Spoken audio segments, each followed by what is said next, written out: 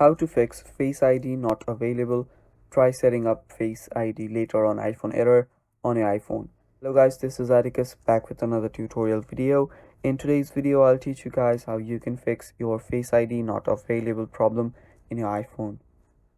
So now let's get started. So what you need to do here is first, you might want to shut down or restart your iPhone.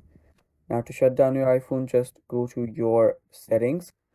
After you're on your settings, go to general, and under general, if you scroll down, you will see shutdown option. You can shut down from there, or you can use your accessibility touch.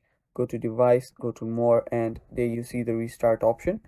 You can use either one, and after you've done so, try using your Face ID again. If it does not work, what you'll need to do is go to your settings again and reset your Face ID.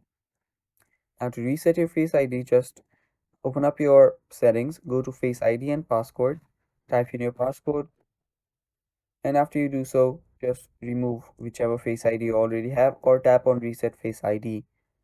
After you do so, try to use your Face ID and check if it works properly. If it does not work, just go to your settings again and go to General.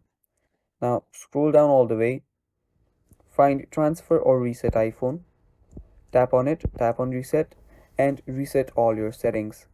After you do so, your problem should get fixed. And if it does not get fixed, there might be a problem on your hardware. So go get it checked. And yeah, that is basically all the fixes, guys. Thanks for watching. That is all for the video. Stay tuned for more.